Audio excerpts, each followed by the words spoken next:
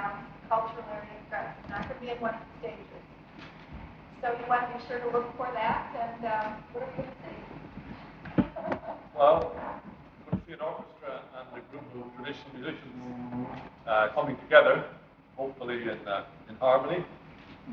And you're mainly going to be listening, I think, and hearing a suite of music that I wrote for orchestra and traditional music musicians. And the idea was to get a blend between the two. But of course, the suite itself is it has a story attached to it. And that story relates to life on a small island off the west coast of Ireland, called the Aran Islands. And it's an island that I know well. I go on vacation there most summers for at least a few days, if not longer. And it struck me that life here on this island is a sort of microcosm of what happens on mainland Ireland, like opposed to the south, perhaps a microcosm of what happens in many parts of the world, where you have small communities striving to exist, and where you have out-migration, and perhaps very little in-migration. So the story is about life on this island, and it's about love, courtship, marriage, and there's tragedy in it, and there is periods of enchantment, and a little bit of delving into the past, the Celtic twilight, well, Celtic past.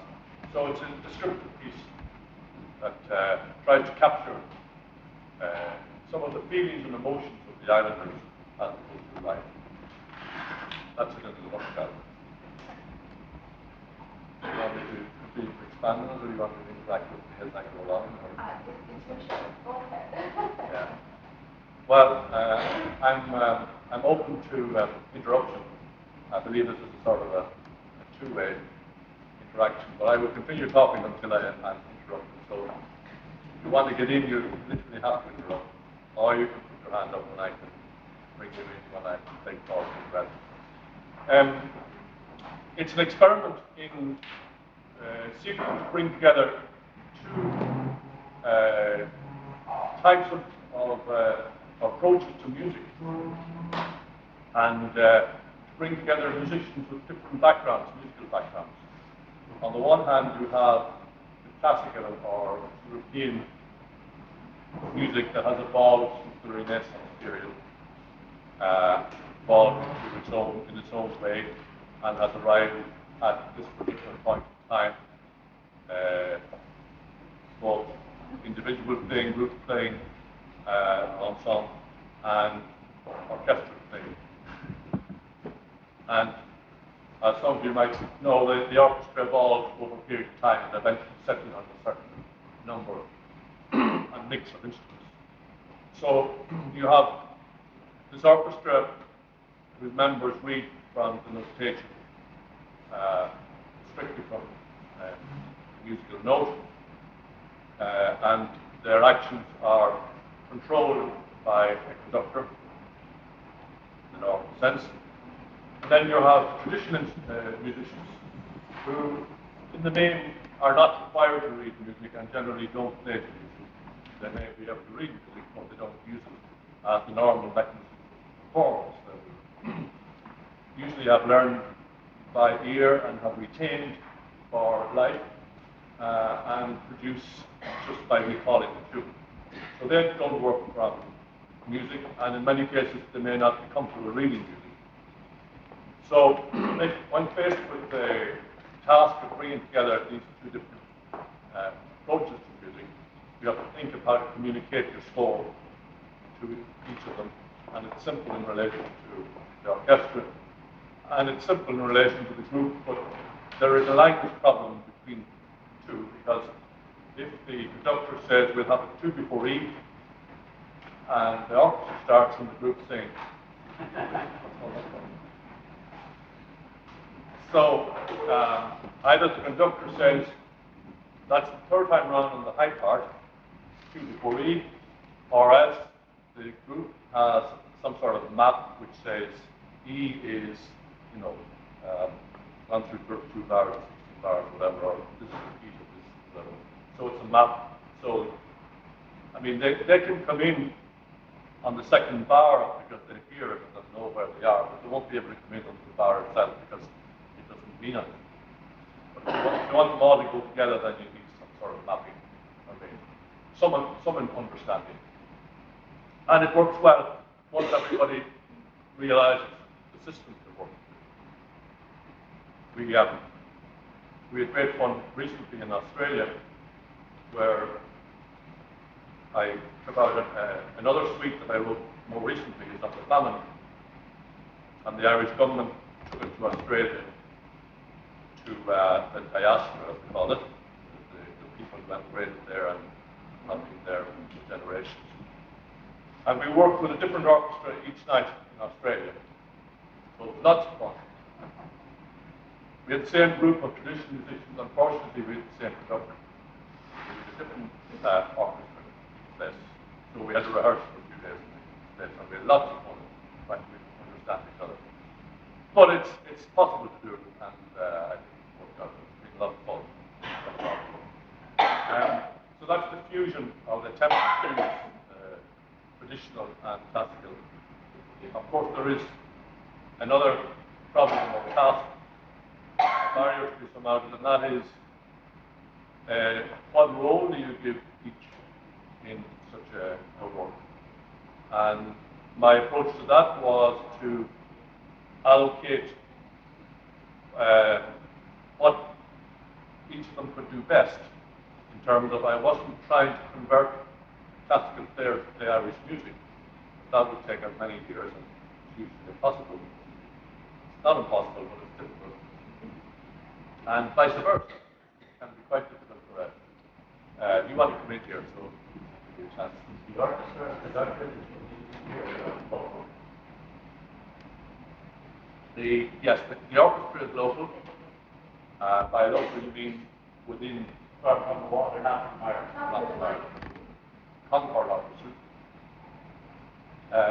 And the musicians are mainly Chicago-based traditional Irish musicians. That's the combination. I haven't met them yet, so I can't tell you any more than that. But in other words, you have rehearsal? Oh yes, there will be rehearsal. Well, I haven't rehearsed it, no. But I've spoken to the conductor over the phone many times. So I've yet to hear that.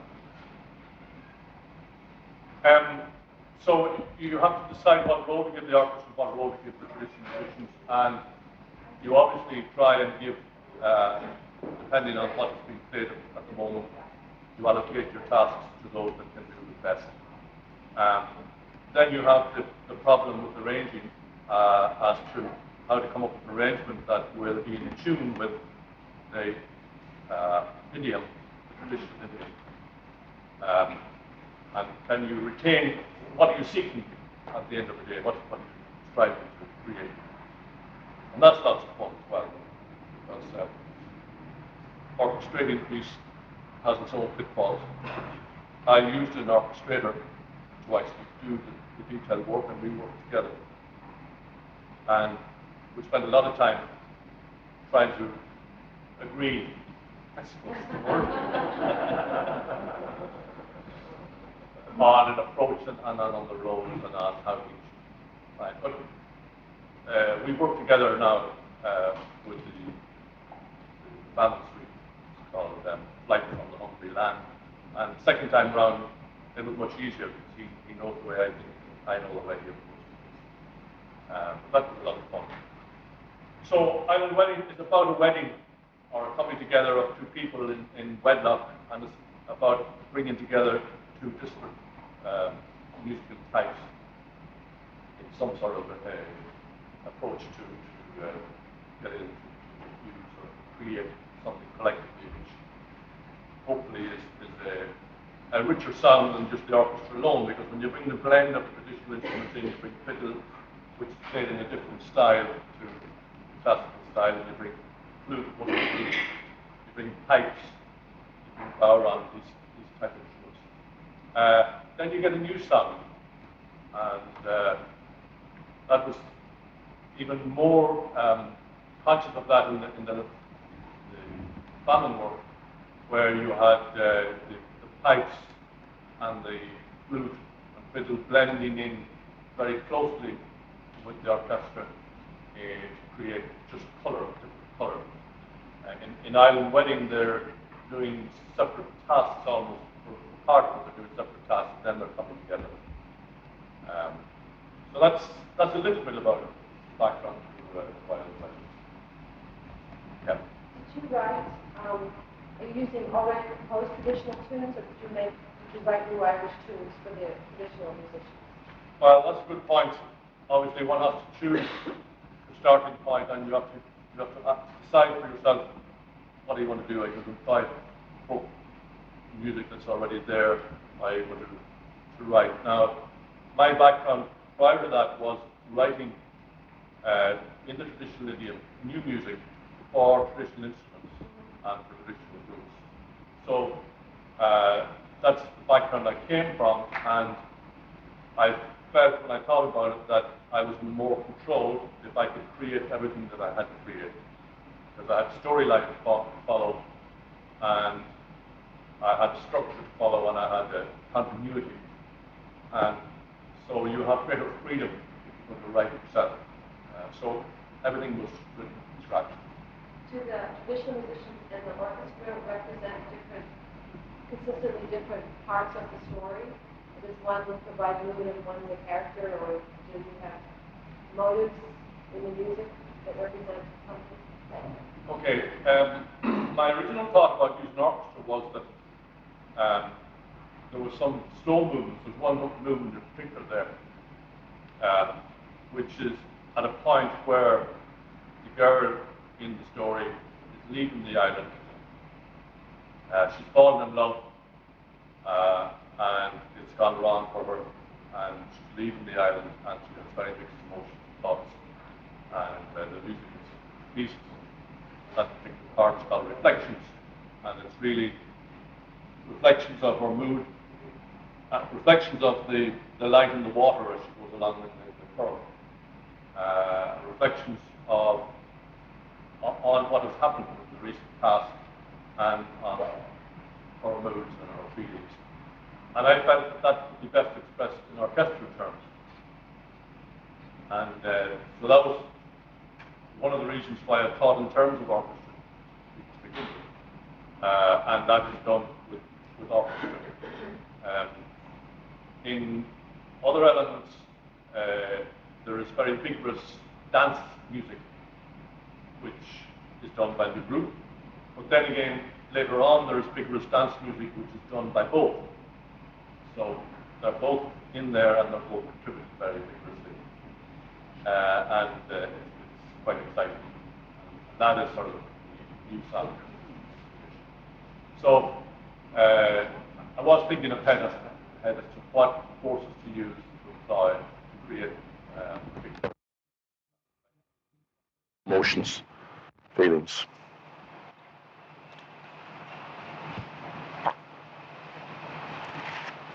How big is the orchestra? It's about that big, I'd say. I don't know. It's Is it chamber size or is it full orchestra? It's full orchestra. Yeah, the one we used in Ireland was full orchestra, and I think it's something similar here. But I haven't seen it yet. But it's written for full orchestra. Yeah.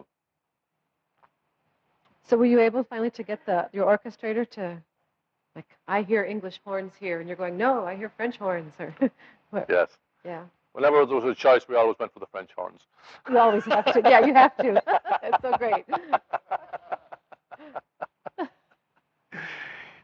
No, we would toss it around, and we would say, is it clarinet or flute should be here, or is there room for piccolo, and so generally we would discuss it, and we'd look at options, and we would think about, how would that blend in, and where had we just come from, and where were we going to, and what variety would that introduce, and generally think it through, and you come up with something that you're both happy with. Did you change it after the first time you heard it? Not a note. Oh, isn't that great? You loved it. Not a Good. single note. Lots of people ask me that question. It's interesting, but we didn't actually know we had it. So we premiered it, if that's the correct word, in Dublin. No, we didn't. Sorry, no, in Belfast, at the Ulster Proms in Belfast. It was then recorded on CD and cassette by the RTE Concert Orchestra. That's the RTE is the national radio station, handles television and radio, and they have two orchestras. We used one of their orchestras for recording it. That was then made into a television program, the actual making of it, and we brought in a wedding. The reason why we went for Island Wedding is that weddings are very important to a small community for renewal purposes, obviously. It's quite an occasion in a small community to have a wedding. It's a big occasion. And traditionally, they would have the wedding on the island, but then in later times, they went to the mainland. They would go into Galway, for example, to have the reception and the wedding. And then that's now been reversed a bit again.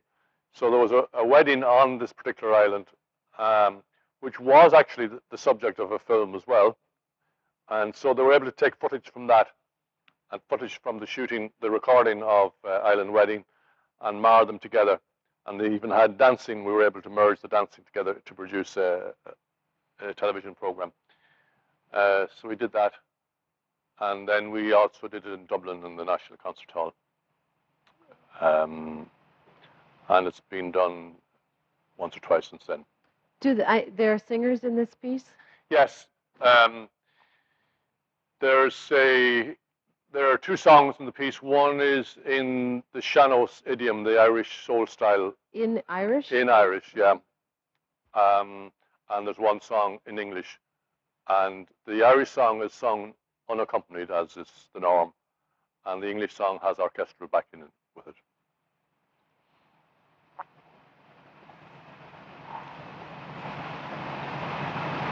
Yep.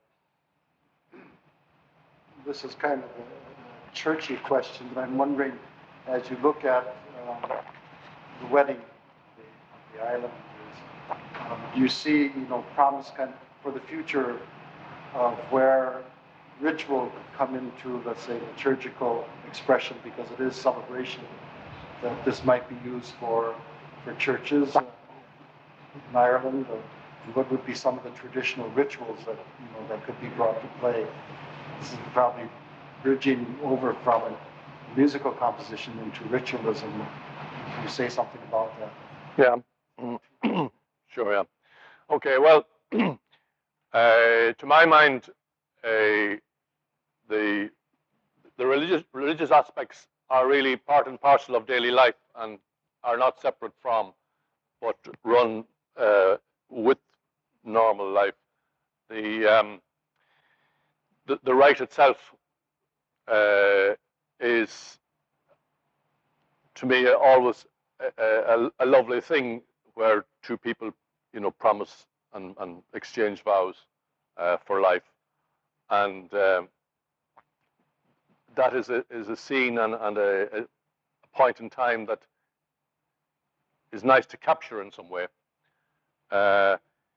So we actually captured it on the television video that we had. We actually captured the exchanging of the rings with the music, and part of the suite involves going to the church, going to the altar, and one of the songs is about making this promise for life. And there is a part of it which opens as a march, which becomes the wedding march, if you like, and then it evolves into a planksty, and the planksty is an Irish, a faster piece that is used. And what happens there is that there's a melody line for the wedding march. There's a new melody that comes in for the planksty, and then the original melody comes in and works with the planks like this, so they both go together. So in that particular case, the orchestra is actually playing the march. It starts in B flat and it switches into G. The orchestra continues to play the march, and the group play the planksty. So you get the orchestra playing the march first, then the group play the planksty, then the two come together, and they're playing separate tunes, but they're written so that they will gel together. So in a sense, you're anticipating that in that ceremony and the religious aspects of the wedding in all of that. And in fact, since that, a number of weddings have had this music played as part of it. And in fact, on the Saturday when I go back, I have to go to a wedding, and they want that piece played at the weddings. So I hope that answers some of your questions. I wish I'd heard it, and I would have better questions maybe Sure, to ask. yeah, But I have sure, yeah. another one. Did you attempt to make the music sound Irish? Well, obviously, if you wrote a planksty, and did you write in Dorian mode or Mixolydian mode, or the kinds of modalities that Irish music is in?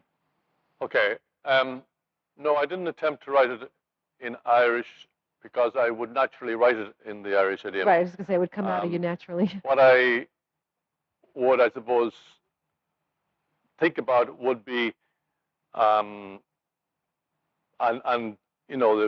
modal structure comes in many elements of that.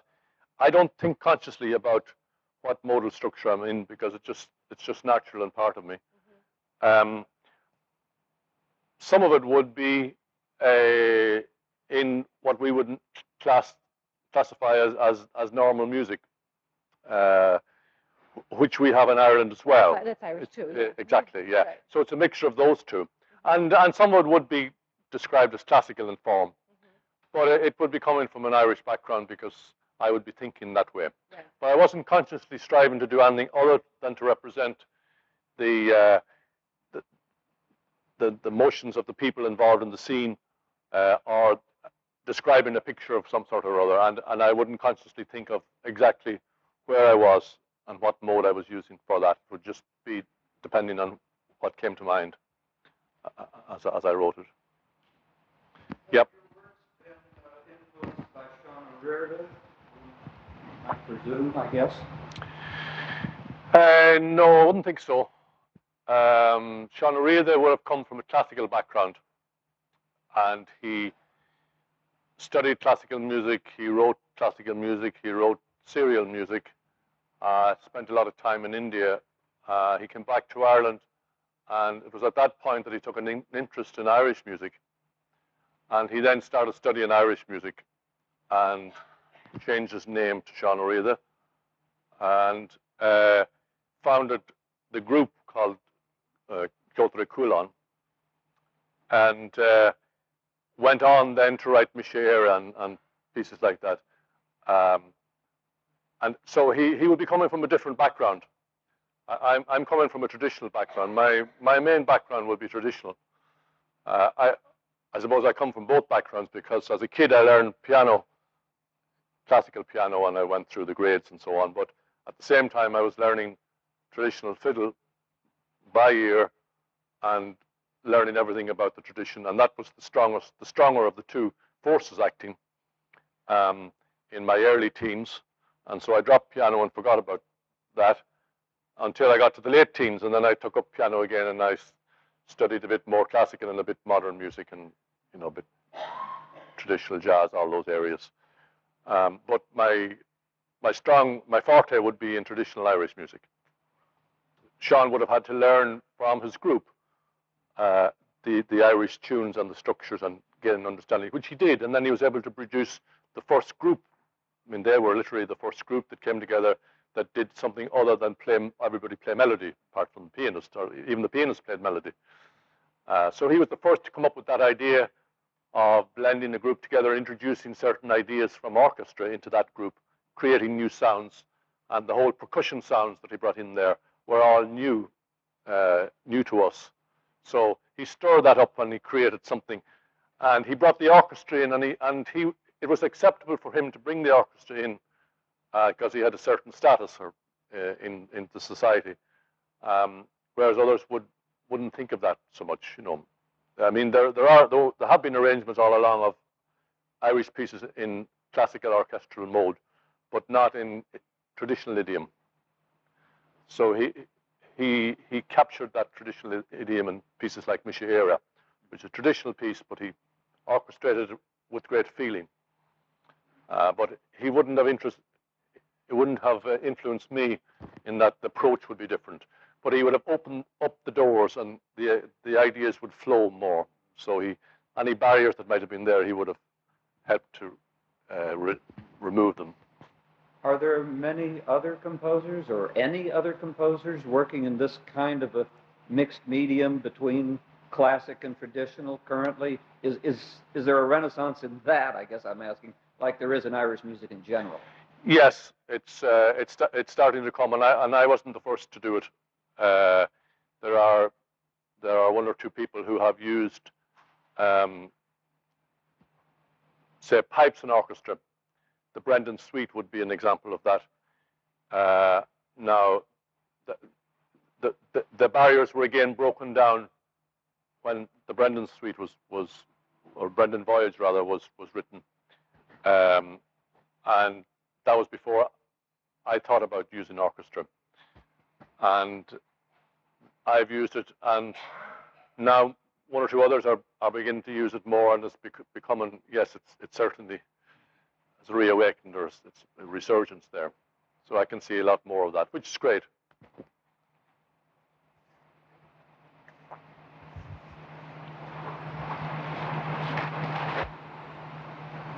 Anybody else have any questions? Where can we get the CDs and tapes? Yeah, I think they're now available in the Fine Arts Centre and at the shops there.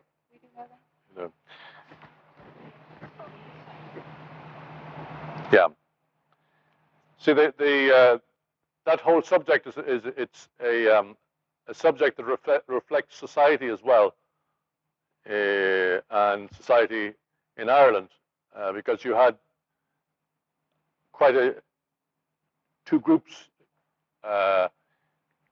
who would never overlap. A group that would follow classical music and would listen to classical music or play classical music or write classical music, and that would include bringing in Irish tunes and arranging them in a classical fashion. So you had one group, and then you had a group that had no time for orchestra or saw no merit in using orchestra, or felt that orchestra simply killed the music because they would know a tune and it would be rearranged for orchestra, and it would have lost all its appeal to them as traditionalists. So you had this dichotomy, I suppose, in Irish life. You have the traditionalists who didn't use music, who sometimes used scales whose divisions were not quite in line with European music, and the whole style of playing is different. The emphasis is on the melody line and not on harmonies, and the variation in sound comes from a variation in the melody itself, and harmony is kind of frowned upon. It's almost a redundant to have it in there. You could argue, and the emphasis is to give variety of sound by highly ornamenting everything, and by giving freedom to the performer, which would have been the case before the Renaissance, and indeed after the Renaissance period, for soloists who had a certain freedom to play a piece and interpret a piece.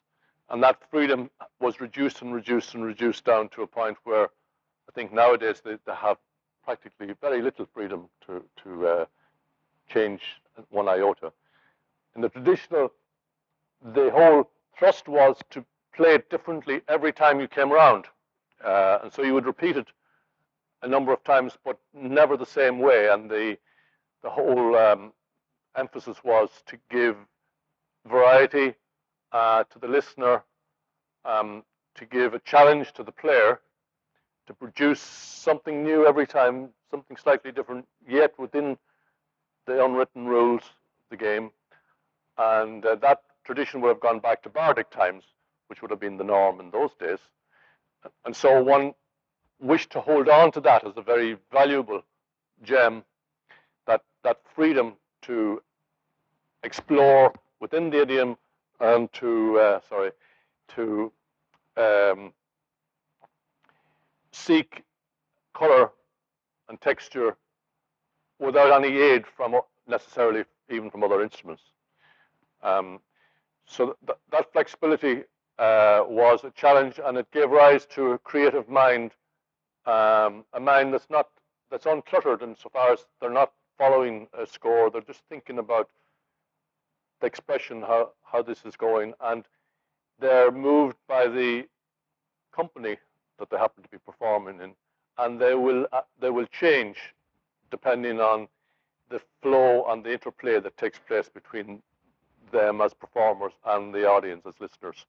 So you have this interesting participation by everybody, which then pulls out the best in the performer, and he or she will surpass anything they may have done in the past, and will come up with new things in full flight and without pausing for breath. And that's exciting. That's on the edge. That's working on the edge, but it's tremendously exciting. And that can happen in group playing as well, but you need very strong telepathy between maybe 2-3 people. And you can allow that to happen, and the others are able to run with it and not get lost. They have sufficient feelings and empathy that they can allow that to happen, and they will mix in with it and they will follow it, and maybe they will come up with some idea next time round, and that will spark something else, and so it goes on like that. I don't know what got me onto that particular. Wonderful description of the dynamics of a session, though. You've just described perfectly something that I'm not a musician, but I've often heard people like, I'm very fortunate, James Kelly is a good friend of mine. Yes. And he's never quite been able to put it into words as clearly as what you've just done as to what the real dynamics are in the minds of the players. That's a beautiful description. A lot of people ask you after the session, how did you know when to change or when to start or stop or go this way or go that way? And you can't tell them, Except when one musician just looks desperately as somebody else, please take over. Yes, that's true. But there is a sort of strong feeling that you must not only give the piece full justice, but you must follow it through to its natural conclusion. And that can have difficulties because in some good sessions you'll have a group of musicians sitting around in maybe a semicircle and an audience over that way.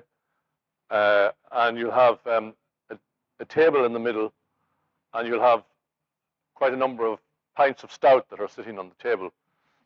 And depending on how wet the table is, they will float on the table. So you will have a situation where the pints start dancing and they start moving towards the edge, and there's a sort of a game and a gamble going on to see can we, finish the tune before the pints goes over. So I've written a tune called the Moving Pint. This is all about that.